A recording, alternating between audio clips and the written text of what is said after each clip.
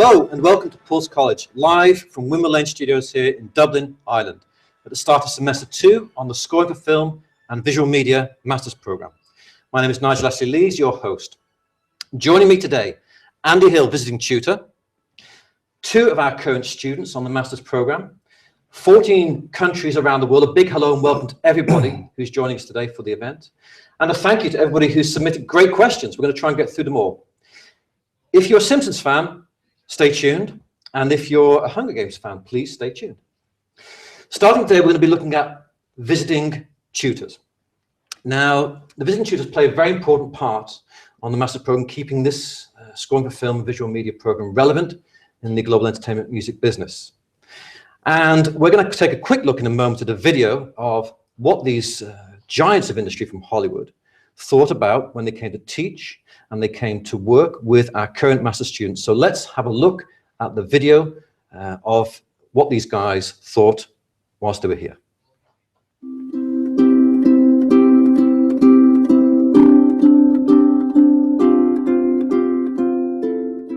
The space is incredible, but the environment is very impressive because we have people working in all aspects of filmmaking and audio. And unfortunately, recently, the composers have been thought of as sort of one-man bands, as without being a part of the music department. Filmmaking is all about teamwork, and composers are not in the music business, they're in the film business. And this environment suggests that and gets them used to working in a team atmosphere and a team environment. Right. So it's perfect. And a place like Windmill Lane is an amazing place to work.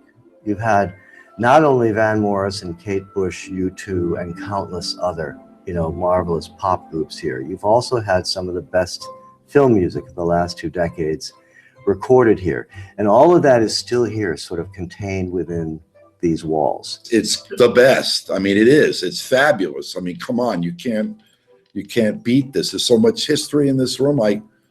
This is the Abbey Road of Ireland, right? Okay, I've been at Abbey Road, and you walk in that place, and you feel the history immediately. And I walked in here, and I kind of felt that history as well. Well, it's a first-class studio. It's awesome to be able to learn in a professional studio is a great thing. I mean, because I've had the opportunity to record in a lot of studios, and these days I think more and more students just starting out don't even get to see the inside of a studio when they're mostly at home with their audio workstations and their computers. So here to be in a real studio and to work with the equipment, I think is quite valuable. The ability to create convincing, fully realized demos that demonstrate your intentions to a director has become an absolutely essential calling card for composers. And programs like this one, especially this one, allow the students to develop those chops before they go into the field.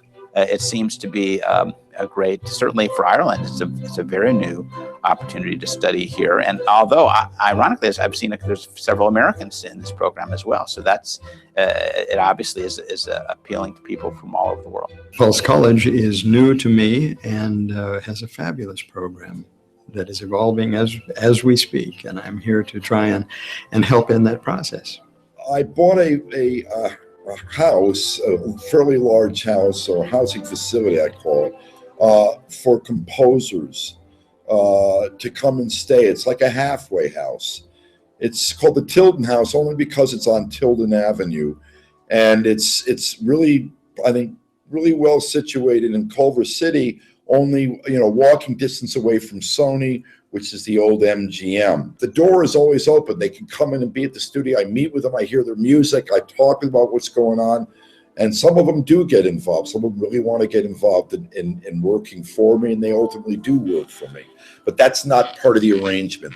Hard facilities here that are absolutely essential to aspiring film composers. Most important is the large room and the great console and the great technical staff.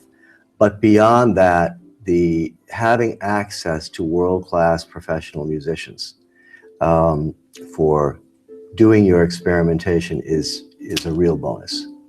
It's a charming city, filled with really lovely people. I really love the Irish. I don't know if no one's ever said this offense. They remind me of Americans in that they're very sort of open and engaging, and they're just really nice, you know. And so the best of Americans, they just feels it for me. It feels like at home. It doesn't feel like I'm in a foreign country almost when I'm in Ireland.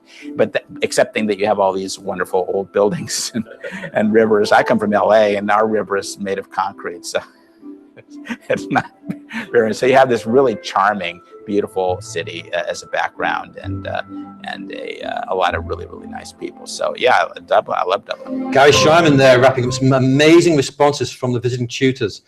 Andy Hill, why is it important that we get this kind of caliber visiting tutor on the master's program? For many reasons. I think that it was an extraordinarily smart and professionally savvy thing for Derek Gleason, program director Derek Gleason, Yeah. to have enlisted this sort of A-team right from the get-go, right from the launch of the program. And truth be told, it's what drew my interest. When I saw the names like Conrad Pope, Yes. and Chris Young, Yeah. my first thought was, these people are serious. Yeah. I hadn't heard of the program before. I wasn't aware that there was anything going on in Dublin, but that let me know that something important was going on. And for students, it's an extra measure of probably the most important commodity that any program like this can offer, which is access. Right. Those people you have contact with during your studying years, assuming they are from the profession, are most likely people you're going to stay in contact with sometimes for the rest of your career.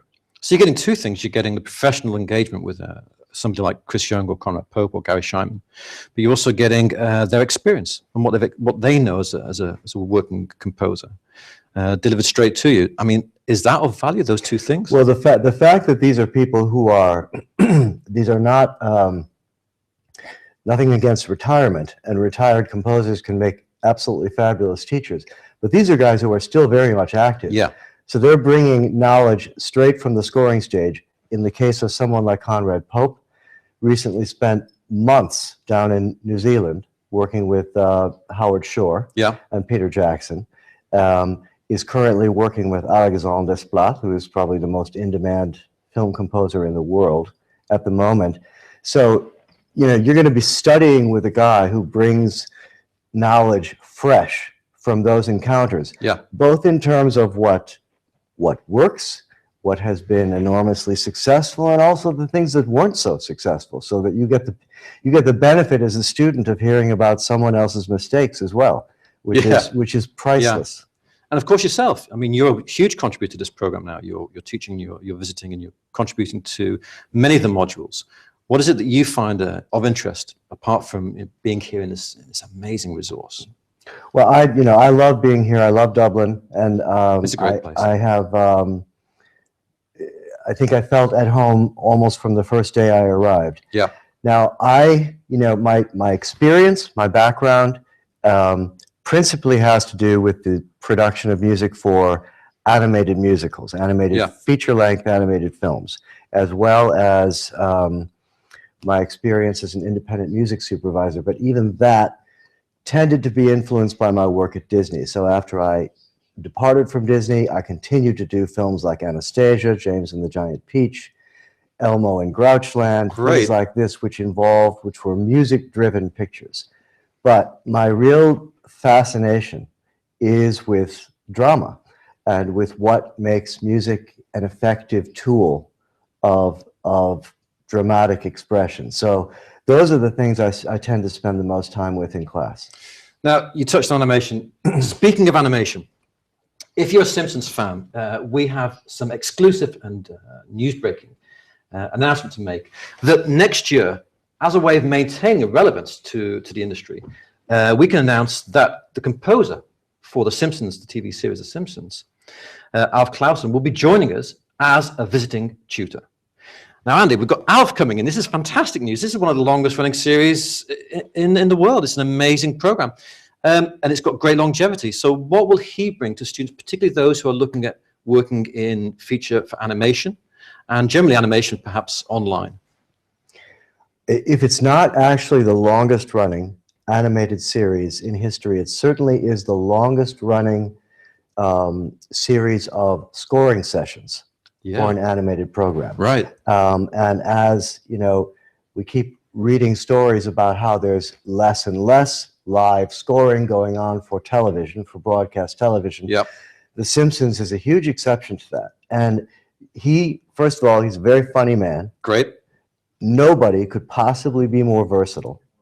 The Simpsons have taken on every genre known to man. Yep. There have been sci-fi Simpsons. There have been film noir Simpsons. Yep. There have been Simpsons. I think the Simpsons did a musical adaptation of Tennessee Williams' A Streetcar Named Desire with Homer as Stanley Kowalski. And each time they do this, they come up with one of these crazy dramatic conceits. Alf has to adapt his approach to match that. So he is one of the greats, and having that sort of versatility, and also I think that sort of humor involved with this program is precious. A great significance. So for all you incoming students for the program starting in September or fall 2015, a great thing to look forward to. Now, at the heart of this program is the music. And at the close of semester one, our current students were faced with a huge challenge of creating an original score for video. This we're going to talk about now, but before we do, let's have a look at a video of what happened at the end of last term. Jerry? Yeah, we're good to go. Trumpet and around bar 43. One more take from the beginning, everyone. Yeah, Ross, yeah.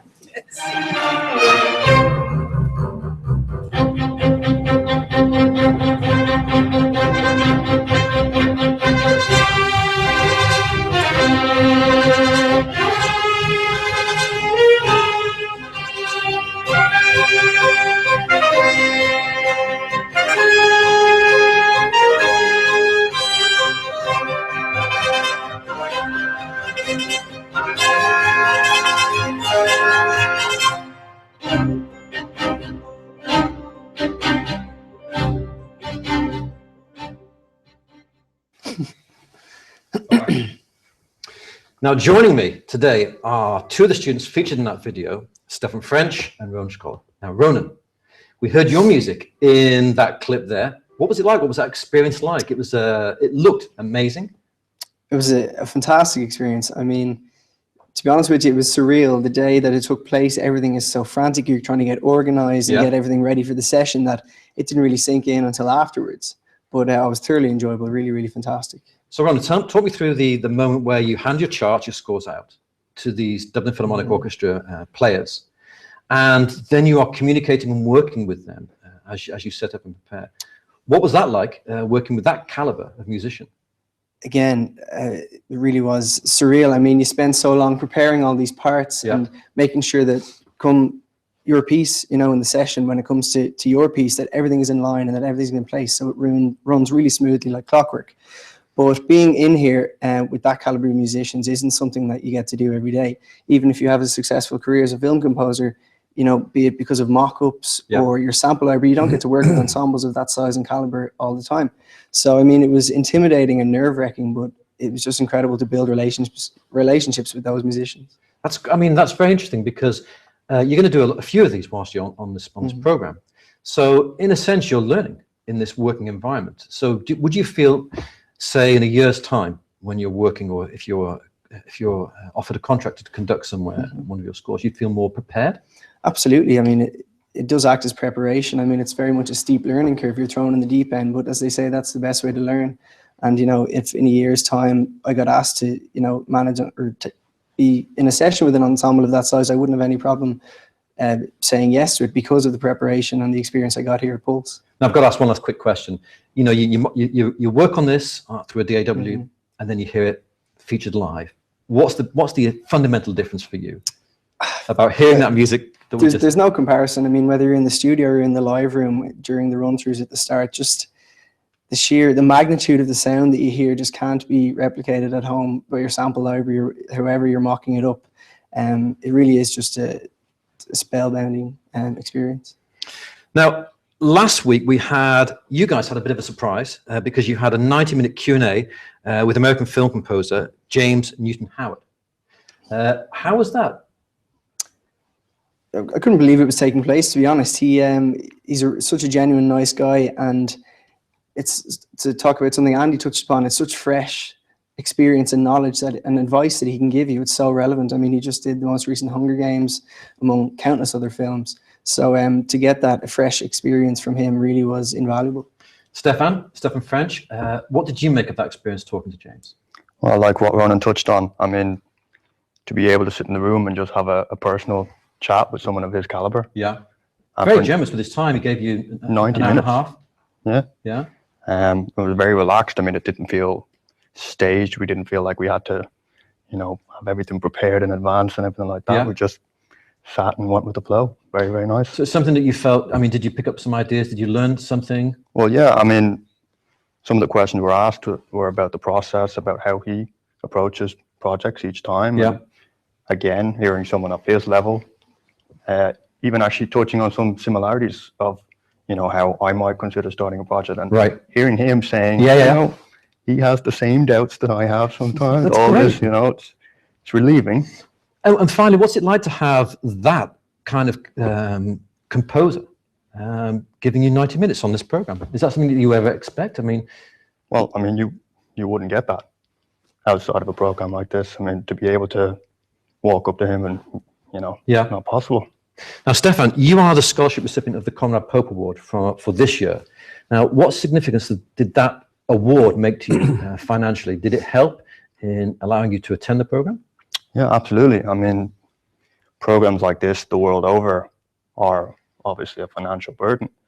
It's a big investment. Any support that you can receive at all, it's very welcomed. What does it mean to you now that as a recipient of that award, what kind of connection do you think you'll develop with Conrad and also with the college in future years when you become an alumni? Well, I think that's the key thing with these scholarship awards, more so than the financial aspect. Going forward, to be able to associate yourself with someone of his caliber, to have that on your resume, Conrad Pope Scholarship, it's a huge honor for me because, I mean, he's one of the top in his field at what he does. And of course, you guys will be working with on May 22nd for your final recording, which is going to be a super thrill. Yeah, 110 musicians, twice the size of anything I've ever had to do before. I can't wait. Andy, what significance does that canvas give these students, 110-piece orchestra? Well, it's a bit like the ceiling of the Sistine Chapel, if you're a composer. Yeah. To have that enormous a canvas.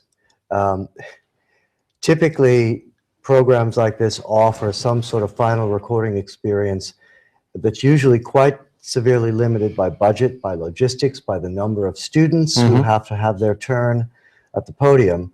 Here, because the program has been deliberately kept small, and because Derek has worked out this arrangement with the orchestra in Bulgaria. Yes.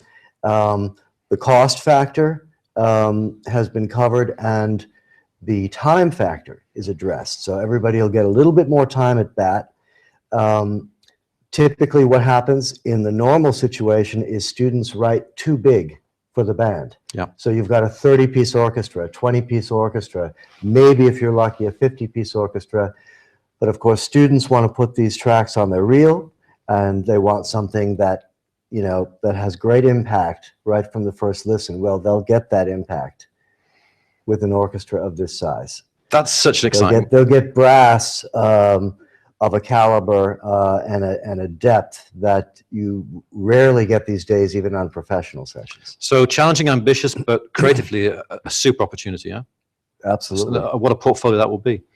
Now, coming back to scholarships. Last year, we had 2 super scholarships which we offered, but like the students themselves who are moving forward with their careers, so is the college and so is the program. And this year, we've amplified that, and we now offer 3 scholarships. The Garry Schyman Scholarship, the Christopher Young Scholarship and the Conrad Pope Scholarship. Now, to be considered for a scholarship award, you need to complete the online application. You need to be invited for an interview and accepted onto the program. And our website has full details on how to follow that admissions path. Talking about admissions now, we'd like to take a short look, a very short video, about some of the things that we would like to know about for your admissions portfolio. Once you've applied, you'll be appointed an admissions advisor who will support you through your entire application journey. All applicants will receive a master's admissions checklist containing guidelines and information about submitting your supporting materials. Your music. Please submit 3 original compositions, 2 of which must be accompanied by a notated score as either an audio file, audio-video files, or a URL link. 2 letters of reference. References should come from someone you have worked or collaborated with, or an educator who can illuminate and convey your musical skills and strengths. A curriculum vitae or resume. This will include your personal details, educational achievements, and work or voluntary experiences. The statement of purpose.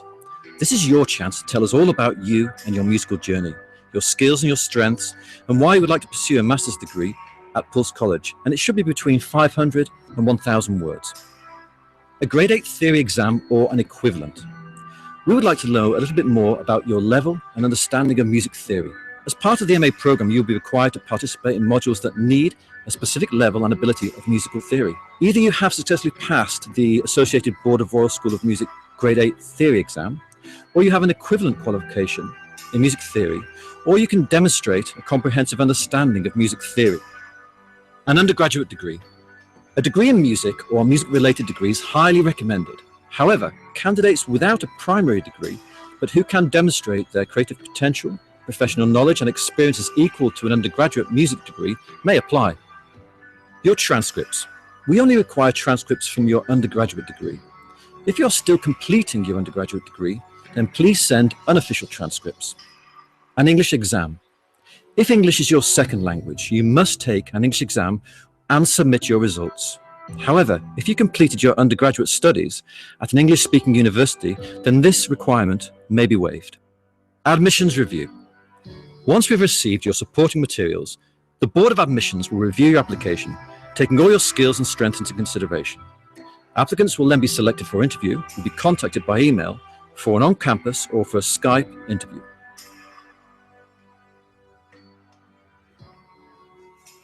For further details, please visit our website to follow the application journey. A second and additional amplification to the college itself is the Fundamentals of Scoring for Film and Visual Media 3-week summer program, which we're launching. And you can find full details of that on the website. It will be in Bulgaria for 3 weeks. There will be 6 cues available, and it will be headed by Christopher Young and Maestro Derek Lees. Andy, we've had a plethora, a mountain of questions, and I hope we have time to get through some of them. And some are touching on career development. The first one is from Jake Morgan from Ireland. Jake is asking, what skill sets must a modern day composer possess? This is a question that does not have a typical academic answer.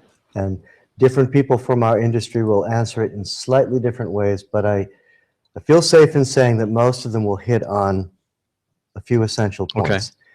Okay. One is an innate musicality. Yeah.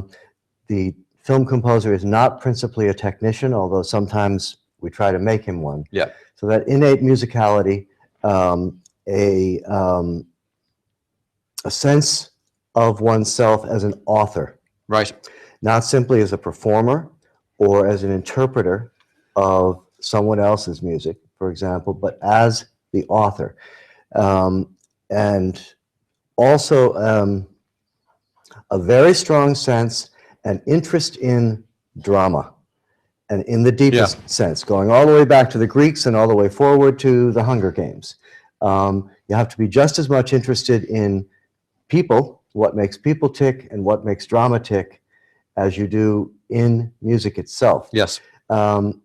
Think about it this way. The camera operator on a film has extensive training in the art of photography, but he's applying that art and that training to the telling of a story. Film composers do the same thing. And it's important to understand when this question is asked. I've had students who were extraordinary musicians. They could sight read the most difficult passage of music without blinking and perform it perfectly. I've had students who have studied at some of the most prestigious academic institutions and conservatories in the world and still had no idea what to do once they were faced. Yeah. And the difference is that as a film composer, you're standing behind this kind of invisible curtain. Yeah. And from there, it's as if you were behind the screen, Mhm. okay? From there, you have this 360-degree view of what's going on in the scene. It's a four-dimensional view because for film composers, time matters as well as space. When characters exit and enter, when events occur. And do I have time to give one quick example? Yeah, please. Okay. Let's say you have a scene where 5 people are gathered in a room, and you're the composer standing behind that invisible screen witnessing this. Now, this could be a team of 5 people like Leo DiCaprio's group in Inception. It could be a crack team of bank robbers. It could be a group of concerned parents considering an intervention in their daughter's, drug habit or something like that. It could be any number. It could be comedic, could be dramatic, but anyhow, you've got these people in the room, and the room has been covered from various angles by the director and the camera operator. Now, at some point, character A, who's a guy, lies to character B, who, let's say, is a woman. He knows he's lying. She may or may not pick up the lie. The other people in the room may be completely oblivious to the fact that he's just lied to her. As a composer, you have to make a choice about what to draw attention to. You're going to draw attention to her reaction to being told a lie. You're going to draw attention to his telling the lie. Or maybe, if the audience is already aware that it's a lie, what you really want to do is, as the camera pans across the faces of the other people, is draw attention to the fact that they have no clue that he's lying. Now, your ally in this, of course, is a good director, a good production designer, a good scenarist and so forth, because the scene has to have been set up. But you're going to have the choice. You've got musical vectors that go out to all of those different possibilities, and you'll have to make the choice. That's completely different from writing music for the concert hall. Yeah. It's a completely different role. You're much more a co-dramatist, a co-director in some ways than you are a straight composer. Collaboration, isn't it? So look, goes without saying, you've got to have the chops, you've got to have the training, you've got to have a modicum of really first-rate training in music theory and harmony. But without those other things, or at least the willingness to learn them, you can't advance very far in this business. Andy Hill, thank you very much for that. Unfortunately, we've come to the end of today's program. I'd like to invite you all to follow us on our social media and visit our website, and keep in tune to see what's been going on and what will be going on in the coming semester, semester 2 and semester 3. It just leaves me to say thank you very much to Ronan, to Stefan, and to Andy Hill, the visiting tutor. And we look forward to hearing from you. And please do get in touch with us if you're interested about applying to the Scoring for Film and Visual Media Masters program. Bye-bye.